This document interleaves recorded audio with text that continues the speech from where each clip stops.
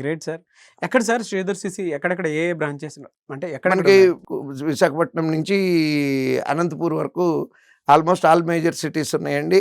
తెలంగాణలోనేమో హైదరాబాద్ 2 చోట్ల ఉంది. ఎంతమందికి జాబ్స్ వచ్చి ఉంటాయి సార్ ఇప్పటి వరకు? అంటే ఇది పెట్టి 30 ఇయర్స్ అయింది. ఈ 30 ఇయర్స్లో నిజంగా అంటే ఎప్పుడన్నా ఇలాంటి క్వశ్చన్కి ఆన్సర్ చెప్పాల్సి వస్తుంది అని నేను ఎక్స్పెక్ట్ చేయక అన్నీ రికార్డ్ చేసి పెట్టలేదండి. సుమారుగా లెక్కేసుకుంటే ఇక్కడ కోచింగ్ తీసుకున్న వాళ్ళు 6.5 to 7 lakhs ఉండి ఉంటారండి టోటల్గా. ఇది ఈ 30 సంవత్సరాల్లో 6.5 నుంచి 7 లక్షల మంది ఉండి ఉంటారు. ఈ 6.5 నుంచి 7 లక్షల్లో different sector, public sector jobs అంటలేదండి. ఇప్పుడు MBA MCA కోచింగ్ ఇచ్చాము ఒక పర్టికులర్ టైంలో.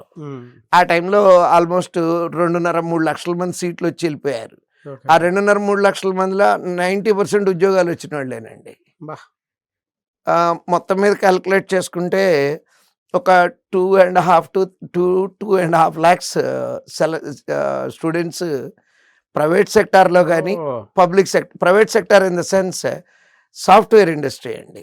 సాఫ్ట్వేర్ ఇండస్ట్రీలో కానీ పబ్లిక్ సెక్టార్లో కానీ ఇవాళ చాలా గర్వంగా చెప్తానండి.